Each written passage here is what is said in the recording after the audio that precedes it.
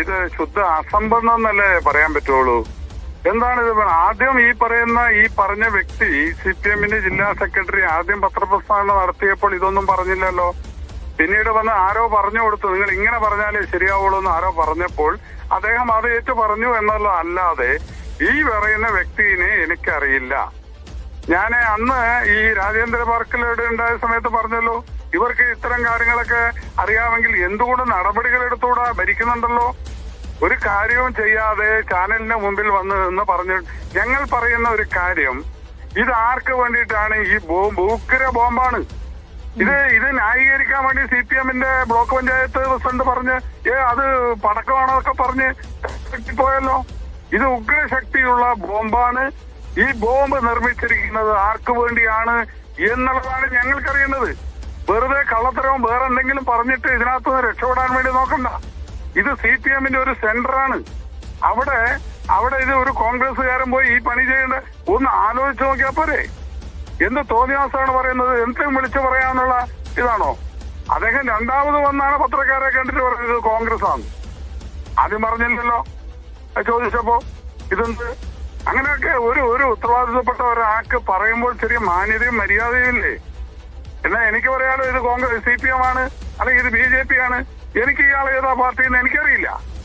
അതിനി മനസ്സിലാക്കിയിട്ട് ഞാൻ വേണേ പറയും CPM ആണോ അല്ലെങ്കിൽ BJP ആണോ അല്ലെ മറ്റു രാഷ്ട്രീയ പാർട്ടിയാണോ. കോൺഗ്രസ് അല്ല.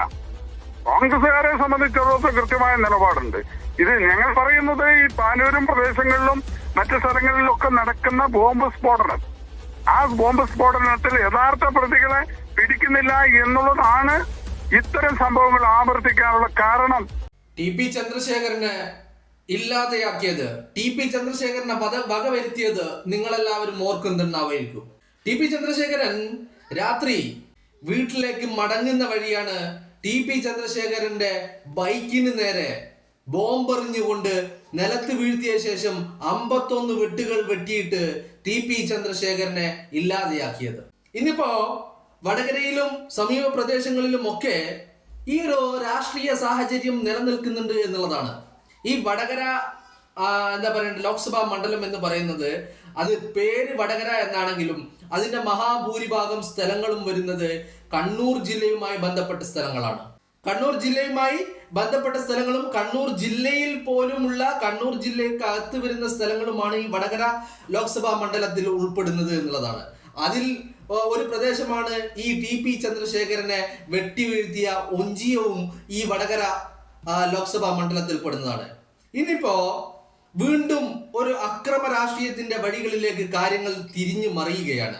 ഇതിന്റെ ആദ്യ തുടക്കമായിരുന്നു കഴിഞ്ഞ ദിവസം മേപ്പയ്യൂരിൽ ഷാഫി പറമ്പിലിന്റെ വാഹനത്തിന് മുന്നിലേക്ക് ചാടി വീണുകൊണ്ട് ഈ DYFIയുടെ അക്രമി സംഘം, ക്രിമിനൽ സംഘം ചാടി വീണുകൊണ്ട് ഷാഫി പറമ്പിലിനെ തടഞ്ഞ ഒരു സംഭവം ഉണ്ടായിരുന്നു. അതിന് തൊട്ടു പിന്നാലെ അവിടെ നിന്ന് വാഹനത്തിൽ നിന്നിറങ്ങി ആ ടൗണിലൂടെ നടന്നുകൊണ്ട് ഷാഫി തന്റെ ധൈര്യവും തന്റെ ആർജവും നിലപാടും കാണിക്കുന്ന ഒരു സിറ്റുവേഷൻ അവിടെ നമ്മൾ കണ്ടു. അവിടെയും തീർന്നില്ല. അത് കഴിഞ്ഞ് ഷാഫിയുടെ പരിപാടി പിന്നീട് നടന്നത് അതേ ദിവസം രാത്രി പേരാമ്പ്രയിലായിരുന്നു. പേരാമ്പ്രയിൽ 10,000-കണക്കിന് വരുന്ന അണികളാണ് ഷാഫി പറമ്പിലിന് പിന്തുണയുമായി പേരാമ്പ്ര ടൗണിൽ ഒത്തുകൂടിയത് എന്നുള്ളതാണ്. ഇവിടെ ഷാഫി പറമ്പിലിന് നേരെ ഒരു TP മോഡൽ ആക്രമണം നടക്കുവാനുള്ള ഒരു സാധ്യതയുണ്ട്, അല്ലെങ്കിൽ അത്തരത്തിലൊരു സാഹചര്യം കളമൊരുങ്ങുന്നുണ്ട് എന്നുള്ള തരത്തിലുള്ള റിപ്പോർട്ടുകളാണ് ഇപ്പോൾ വന്നുകൊണ്ടിരിക്കുന്നത്. അതിനുള്ള കാരണം എന്ന് പറയുന്നത് ഷാഫി പറമ്പിൽ എന്ന് പറയുന്ന വ്യക്തി തന്നെയാണ്. ഇയാളെ വടകരയിൽ കൊണ്ടുവന്ന് മത്സരിപ്പിച്ചപ്പോ വടകരയിൽ ഇയാൾക്കെതിരെ CPM പുറത്തെടുത്ത എതിർ സ്ഥാനാർത്ഥി എന്ന് പറയുന്നത്, അല്ലെങ്കിൽ CPMന്റെ ആയുധം എന്ന് പറയുന്നത് ശൈലജ ടീച്ചർ ആയിരുന്നു. കേരളത്തിൽ സഖാക്കൾക്കിടയിൽ, മാർക്സിസ്റ്റ് പാർട്ടിക്കിടയിൽ ഷാഫിക്കെതിരെ മത്സരിക്കാൻ ഇത്രത്തോളം യോഗ്യതയുള്ള മറ്റൊരു നേതാവ് CPMന്റെ അകത്ത് ഉണ്ടായിരുന്നില്ല എന്നുള്ളതാണ്. ശൈലജ ടീച്ചറുടെ വിജയം CPM വളരെയധികം ആഗ്രഹിച്ചതും അവർ പ്രതീക്ഷിച്ചതും അത് തന്നെയായിരുന്നു. ബട്ട് അത് നേരെ കറങ്ങി മറിയുന്ന ഒരു സിറ്റുവേഷനാണ് റിസൾട്ട് വന്നപ്പോൾ ഉണ്ടായത്. അതിൽ ഷാഫി പറമ്പിലിന്റെ വിജയത്തിൽ ഈ സഖാക്കൾ വളരെ വലിയ പ്രകോപിതരായിരുന്നു. അതുകൊണ്ട് തന്നെയാണ് ഷാഫി പറമ്പിലിനെ ഉന്നം വെച്ചുകൊണ്ട് രാഹുൽ മാങ്കൂട്ടത്തിലിനെ ഇരയാക്കിയതും ഇത് ഷാഫി പറമ്പിലിനെ ഉന്നം വെച്ചുകൊണ്ടുള്ള ഒരു രാഷ്ട്രീയ കളികളായിരുന്നു എന്നുള്ള തരത്തിലുള്ള റിപ്പോർട്ടുകൾ ഇപ്പൊ പുറത്തു വരുന്നുണ്ട്. ഇപ്പോ കണ്ണൂർ ജില്ലയിൽ നിന്നുള്ള ഒരു ഉന്നത നേതാവ് ഈ കൊട്ടേഷൻ സംഘവുമായി ബന്ധപ്പെട്ടുള്ള ചർച്ചകൾ നടത്തി കഴിഞ്ഞു എന്നുള്ള റിപ്പോർട്ടുകൾ, അതിന്റെ ശബ്ദ സന്ദേശങ്ങൾ വരെ പുറത്തു വരുന്നുണ്ട്. അത് സ്ഥിരീകരിക്കാത്തതായതുകൊണ്ടും അതിന്റെ ജെന്യൂനിറ്റി എത്രത്തോളം ഉണ്ട് എന്നുള്ളതിൽ സംശയമുള്ളത് കൊണ്ടും മാത്രമാണ് ആ ഒരു ശബ്ദ സന്ദേശം ഇപ്പോൾ നമ്മൾ കേൾപ്പിക്കാത്തത് പ്രേക്ഷകരെ.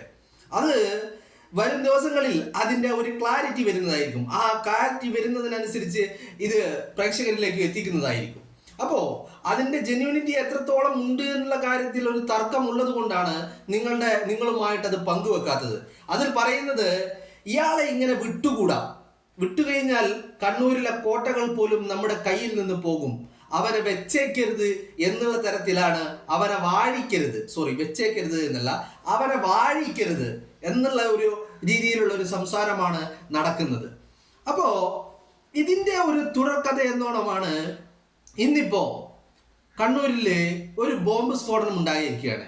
അത് നിർമ്മാണത്തിലിരിക്കുന്ന വീട്ടിൽ വെച്ചാണ് ഈ ബോംബ് പൊട്ടിയിരിക്കുന്നത്. ഇപ്പൊ പോലീസും CPM നേതാക്കളും ഒക്കെ പറയുന്നത് അത് പടക്കമാണ് എന്നാണ്. CPM ജില്ലാ സെക്രട്ടറി പറയുന്നത് ആ വീട് വാടകയ്ക്ക് എടുത്തിരിക്കുന്ന വ്യക്തി അത് കോൺഗ്രസ്സുകാരനാണ് എന്നാണ് പറയുന്നത്. അപ്പോ CPM പറയുന്നു അത് പടക്കമാണ് എന്ന്. പോലീസും ഇപ്പൊ ഏകദേശം അത് പടക്ക നിർമ്മാണമാണ് എന്നുള്ള രീതിയിലേക്ക് കാര്യങ്ങൾ കൊണ്ടു ചെന്നെത്തിച്ചിട്ടുണ്ട്. ബട്ട് എനിക്ക് മനസ്സിലാവാത്തത്, പടക്ക നിർമ്മാണത്തിൽ ഒരു കോൺക്രീറ്റ് വീട്, അപ്പൊ ഒരു പടക്ക നിർമ്മാണത്തിൽ അല്ലെങ്കിൽ പടക്കം പൊട്ടിക്കഴിഞ്ഞാല് ഒരു കോൺക്രീറ്റ് വീട് അപ്പാടെ നശിച്ചു പോകും അല്ലെങ്കിൽ തകർന്നു പോകുമെന്ന് ഞാൻ കരുതുന്നില്ല.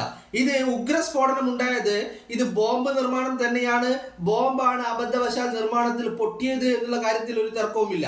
അതുകൊണ്ട് തന്നെയാണ് CPM നേതാക്കൾ ആദ്യം തന്നെ അത് പടക്കമാണെന്നുള്ള വാദഗതിയുമായിട്ട് മുന്നോട്ട് വരുന്നത്. കാരണം പിടിക്കപ്പെട്ടാൽ അവിടെ പിടിയിലാവുന്നത് അത്രയും സഖാക്കളായിരിക്കും എന്നുള്ള കാര്യത്തിലും ഒരു തർക്കവും ഇല്ല. ഇന്നിപ്പോ ഒരു ഒറ്റപ്പെട്ട സംഭവമല്ല.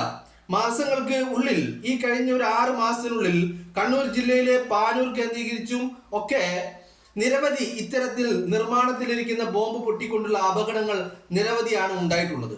അപ്പോ ഒരു അക്രമ രാഷ്ട്രീയത്തിന്റെ വഴിയിലേക്ക് കാര്യങ്ങൾ നീങ്ങിപ്പോകുന്നു എന്നുള്ളത് നമുക്ക് ഇതിൽ നിന്ന് മനസ്സിലാക്കാം. കാരണം ഒരു ബോംബ് നിർമ്മിക്കുന്നത് എന്തിനാ? ഓഫ് കോഴ്സ് ഒരു അക്രമ രാഷ്ട്രീയത്തിലേക്കാണ് കാര്യങ്ങൾ നീങ്ങിപ്പോകുന്നത് എന്നുള്ളതിന് ഒരു തർക്കവുമില്ല. അത് എന്താണ് അക്രമ രാഷ്ട്രീയം എന്നുള്ളതാണ്. ഇവിടെ ഉന്നം ഷാഫി പറമ്പിൽ തന്നെയാണോ? ഒരു TP മോഡൽ ഒരു കൊലപാതകം അല്ലെങ്കിൽ അത്തരത്തിലുള്ള ഒരു അക്രമ സംഭവം കേരളത്തിൽ ഇനി ആവർത്തിക്കുമോ എന്നുള്ളതാണ് വീണ്ടും ഉയർന്നു വരുന്ന ആശങ്കയും ചോദ്യവും അത് തന്നെയാണ്. കാരണം ഷാഫി പറമ്പിലിനെ ഈ സഖാക്കള് വേട്ടയാടാൻ തുടങ്ങിയിട്ട് കുറച്ചധികം കാലമായിട്ടുണ്ട്. ഈ കുറച്ചധികം കാലമായി എന്ന് പറഞ്ഞു കഴിഞ്ഞാൽ എന്തിന് ഈ ശൈല ടീച്ചർ ഡൽഹിയിൽ ഫ്ലാറ്റ് വരെ വാങ്ങിച്ചതാണ്, അവിടെ MP ആയിട്ട് താമസിക്കാനുള്ള ഫ്ലാറ്റ് വരെ വാങ്ങിച്ചതാണ്.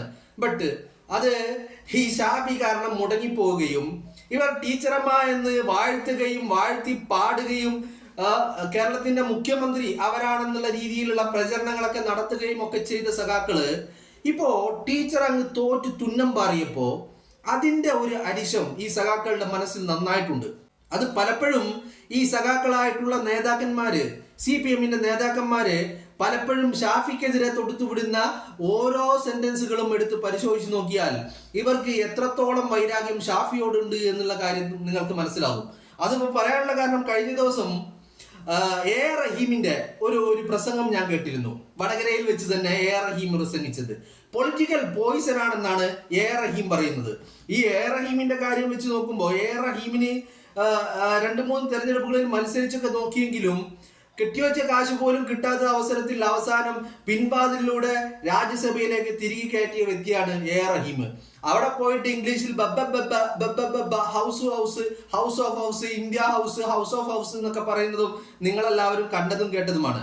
അപ്പൊ ഈ AR റഹീമാണ് ഈ പൊളിറ്റിക്കൽ പോയിസൺ ആണ് എന്ന് പറഞ്ഞുകൊണ്ട് ഇങ്ങനെ ആക്രോശിക്കുന്നത് ഞാൻ കണ്ടത്. അപ്പൊ ഇവരുടെ എല്ലാവരുടെയും മനസ്സിൽ ഷാഫി പറമ്പിലിനെതിരെയുള്ള ഇത്തരത്തിലുള്ള ഒരു പോയിസൺ ഇവരുടെ മനസ്സിലുണ്ട് എന്നുള്ളതാണ്.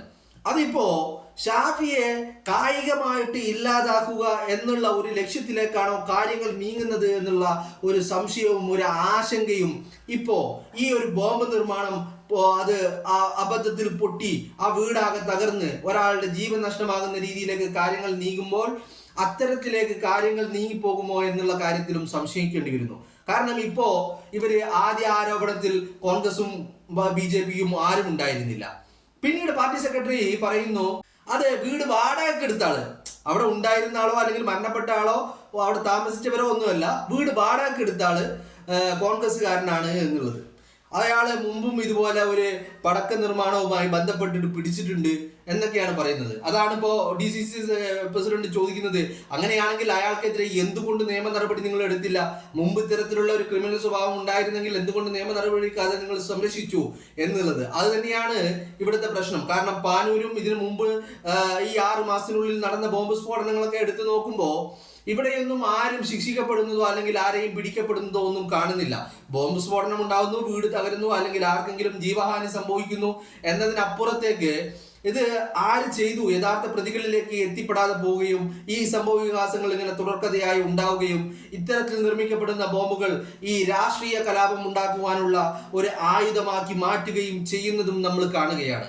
അവിടെയാണ് ഇത്തരത്തിൽ ഇത് ഷാഫി പറമ്പിലുള്ള ഒരു കെണിയാണോ ഇവർ ഒരുക്കുന്നത് എന്നുള്ള ഒരു സംശയം കൂടി ജനിക്കുന്നത്. കാരണം അത് വെറും സംശയമായിട്ട് നമുക്ക് തള്ളാനും കഴിയുന്നില്ല. കാരണം ഷാഫിയെ ഇവർ വളഞ്ഞിട്ട് ആക്രമിക്കാൻ തുടങ്ങിയിട്ട് കുറച്ച് കാലങ്ങളായിട്ടുണ്ട്. ഷാഫിയെ ആദർശപരമായിട്ട് അല്ലെങ്കിൽ ധാർമ്മികത വെച്ചുകൊണ്ട് അല്ലെങ്കിൽ രാഷ്ട്രീയമായിട്ട് നേരിടാൻ കഴിയില്ല എന്നുള്ള ഒരു അവസ്ഥയിലേക്ക് എത്തുമ്പോഴാണ്.